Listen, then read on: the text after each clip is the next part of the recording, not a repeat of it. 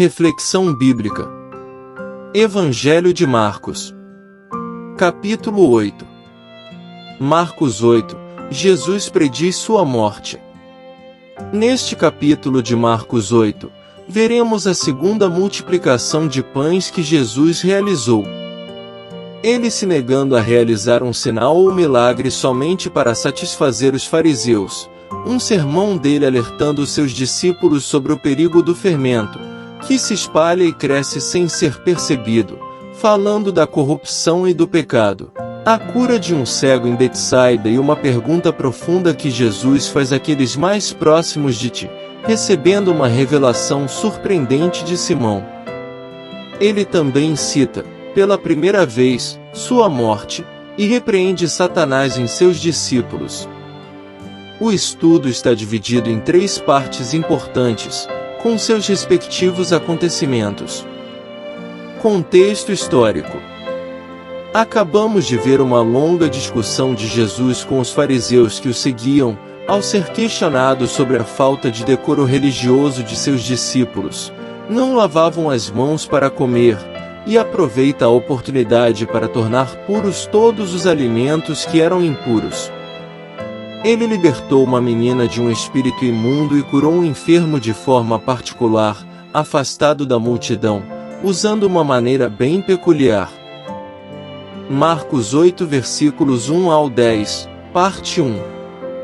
A alimentação dos 4.000 atende ao pedido da mulher Ciro-fenícia em Marcos 7 verso 28, que os gentios comessem das migalhas dos filhos. Ver Mateus 15 versos 32 ao 39 a repetição do milagre. Versículos 1 ao 13. Naqueles dias, sendo a multidão muito grande, e não tendo que comer, Jesus chamou a si os seus discípulos, e disse-lhes: Eu tenho compaixão da multidão, porque já estão comigo há 3 dias, e não tenho o que comer. E, se os deixar ir em jejum, para suas casas, desfalecerão no caminho, porquanto vários deles vieram de longe. E os seus discípulos responderam-lhe: De onde poderá um homem satisfazer estes homens com pão aqui no deserto? E ele perguntou-lhes: Quantos pães tendes? E disseram-lhe: 7. E ele ordenou ao povo que se assentasse no chão. E, tomando os 7 pães, e tendo dado graças, partiu-os, e deu-os aos seus discípulos, para colocarem diante deles, e puseram-nos diante do povo. E tendo alguns pequenos peixes, ele os abençoou, e também ordenou-lhes para que colocassem diante deles. Então eles comeram, e saciaram-se, e tomaram dos pedaços que sobraram, 7 cestos. E os que haviam comido eram cerca de 4.000, e ele os despediu. E ele, entrando imediatamente no barco com os seus discípulos, foi para as regiões de Dalmanuta. E vindo os fariseus, começaram a questioná-lo, procurando um sinal do céu. E, suspirando profundamente em seu espírito, disse: Por que procura esta geração um sinal? Na verdade eu vos digo que a esta geração não se dará nenhum sinal. E, deixando-os, tornou a entrar no barco, e foi para o outro lado. Versículos 1 ao 4. A segunda multiplicação de pães. Naqueles dias, se refere ao tempo em que Jesus passou em Decápolis, Marcos 7 verso 31. Versículos 5 ao 7. Pequenos peixes. A expressão, alguns pequenos peixes, pode indicar sardinhas ou pedaços de peixe. Versículo 8. O grande cesto. Saciaram-se, equivale literalmente a estarem satisfeitos. As palavras 7 cestos correspondem ao número de pães, verso 5. A palavra grega para cestos difere do termo judaico em Marcos 6 verso 43. Este termo indica um cesto bem grande, capaz de conter uma pessoa, Atos 9 verso 25. Versículo 9. Mulheres e crianças são contadas. O número, 4.000 homens, não é gênero específico como em Marcos 6 verso 44. Ele inclui homens, mulheres e crianças, como esclarece Mateus 15 verso 38. As regiões de Dalmanuta só é mencionada aqui no Novo Testamento e na literatura antiga. Mateus identifica o lugar como Magdala. Versículo 11. Os fariseus pedem um sinal. De volta ao lado oeste do lago, Jesus é abordado pelos fariseus mais uma vez. Sobre fariseus, ver nota em Marcos 2 versos 15 ao 17. Um sinal do céu poderia indicar um sinal de Deus ou um fenômeno cósmico. Os fariseus exigiam mais confirmação divina, estavam tentando desacreditar Jesus e sua autoridade. Versículo 12. Nenhum sinal lhe será dado. A palavra para, suspirando profundamente, aponta para uma falta de esperança, e não para a ira. Em seu espírito, Marcos 2 verso 8, se refere ao íntimo de Jesus e à profundidade de seu desalento. Versículo 13. A ruptura com os fariseus. Deixando-os, marca a ruptura de Jesus com os fariseus. Depois do verso 15, os fariseus só são citados em Marcos 10 verso 2 e Marcos 12 verso 13. O outro lado aonde Jesus foi era Betsaida, na costa nordeste do Mar da Galileia, ver nota no verso 22. Versículos 14 ao 26. Ora, os discípulos tinham se esquecido de levar pães, e no barco não tinham consigo senão um pão. E ele ordenou-lhes, dizendo: Fiquem atentos, guardai-vos do fermento dos fariseus e do fermento de Herodes. E eles arrazoavam entre si, dizendo: Isto é porque não temos pão. E Jesus, percebendo isso, disse-lhes: Por que argumentais, por não terdes pão? Ainda não percebeis, nem compreendeis? Tendes ainda o vosso coração endurecido? Tendo olhos, não vedes? E tendo ouvidos, não ouvis? E não vos lembrais? Quando eu parti os 5 pães entre os 5.000, quantos cestos cheios de pedaços tomastes? E eles disseram-lhe: 12. E, quando parti os 7 entre os 4.000, quantos cestos cheios de pedaços tomastes? E disseram-lhe: 7. E ele lhes disse: Como é que vocês não compreendem ainda? E ele chegou a Betsaida, e trouxeram-lhe um homem cego, e pediram-lhe para tocá-lo. E ele tomou o homem cego pela mão, e o levou para fora da aldeia, e ele cuspindo nos seus olhos, e impondo suas mãos sobre ele, perguntou-lhe se ele enxergava alguma coisa. E ele, olhando para cima, disse: Eu vejo homens como árvores, andando. Depois disto, ele colocou novamente suas mãos sobre os seus olhos, e o fez olhar para cima, e ele foi restaurado, e viu a cada homem claramente. E ele o mandou embora para sua casa, dizendo: Nem entres na aldeia, nem o digas a ninguém da aldeia. Versículo 14. Apenas um pão. Um pão não era suficiente para alimentar as pessoas do barco. Versículo 15. O fermento dos fariseus. A advertência dupla de Jesus indica um alerta sério. O fermento permeia e se espalha e cresce. Ele é símbolo do mal e da corrupção. 1 Coríntios 5 versos 6 ao 8, Gálatas 5 verso 9. Em Mateus, o fermento é identificado como o ensino dos fariseus. Mateus 16 verso 6, ao passo que em Lucas é sua hipocrisia. Lucas 12 verso 1. Fora isso, Nada mais é dito sobre o fermento dos fariseus. Versículos 16 ao 20. Surdos e cegos.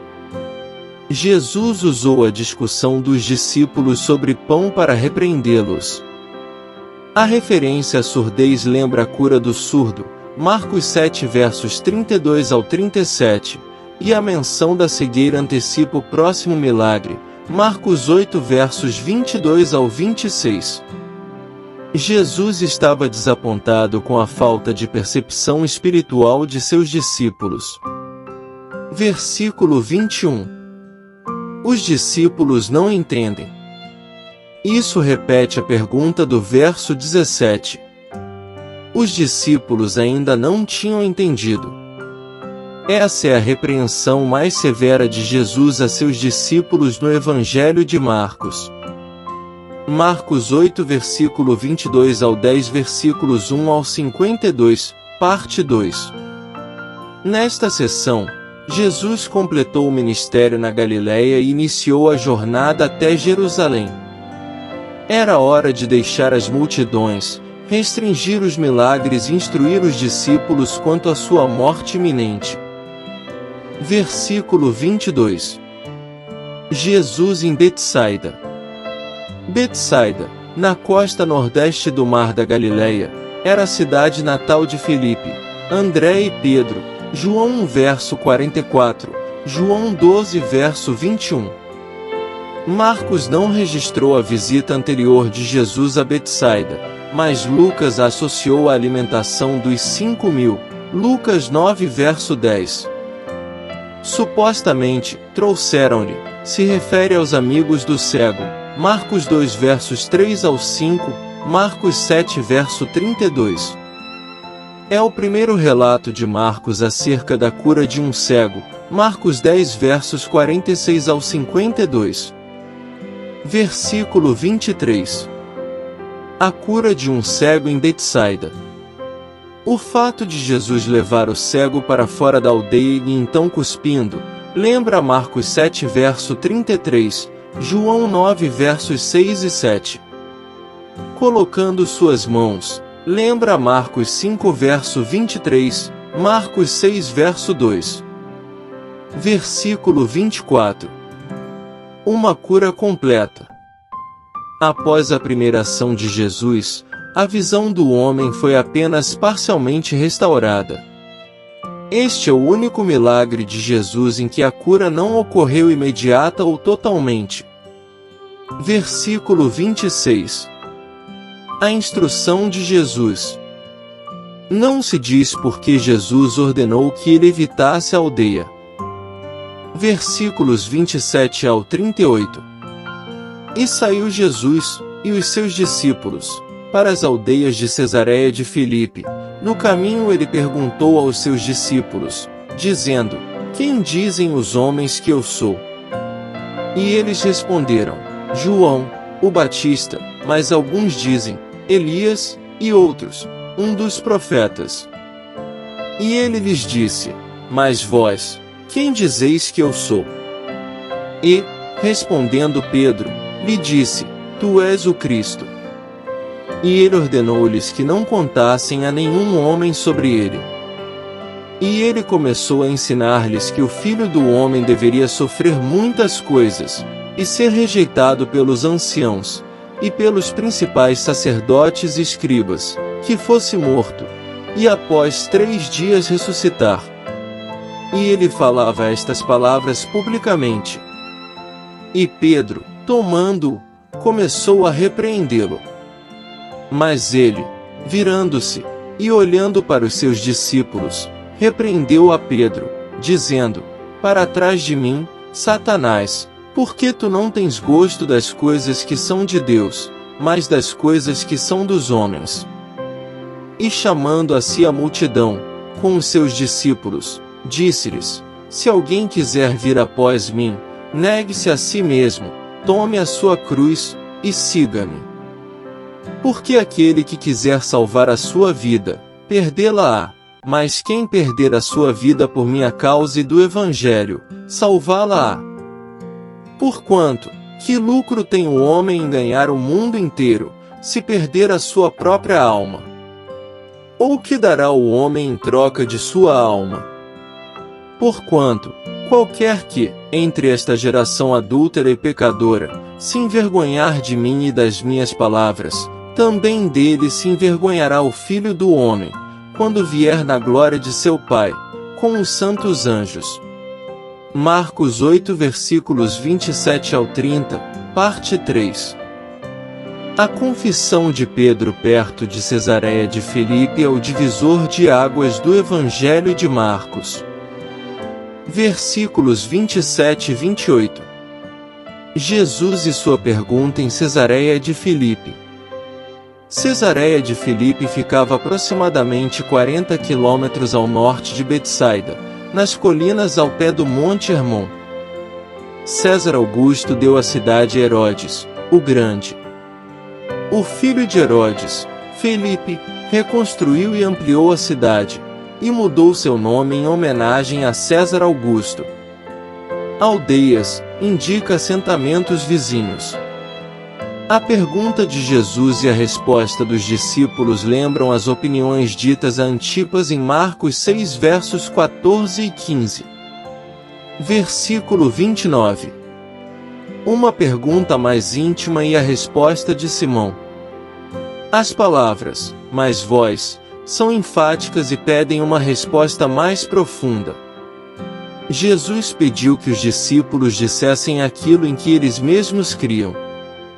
Pedro respondeu: Tu és o Cristo. Esta é a primeira vez que alguém identifica Jesus assim no Evangelho de Marcos. Até então, somente Deus, Marcos 1 verso 11, e os demônios, Marcos 1 verso 24, Marcos 3 verso 11, Marcos 5 verso 7, haviam dado testemunho da verdadeira identidade de Jesus. A palavra Messias, Cristo, significa ungido e se refere ao libertador e rei designado por Deus. Versículo 30. Uma ordem de Jesus. Ordenou-lhe é o mesmo verbo grego que Jesus usou, Marcos 1 verso 25, Marcos 3 verso 12, para calar os espíritos imundos. Sua ordem, para que não contassem a nenhum homem, era uma resposta ao péssimo entendimento popular de que o Messias seria um conquistador militar. Jesus teve de ensinar aos próprios discípulos que, na verdade, o Messias iria sofrer e morrer. Versículos 31 e 32.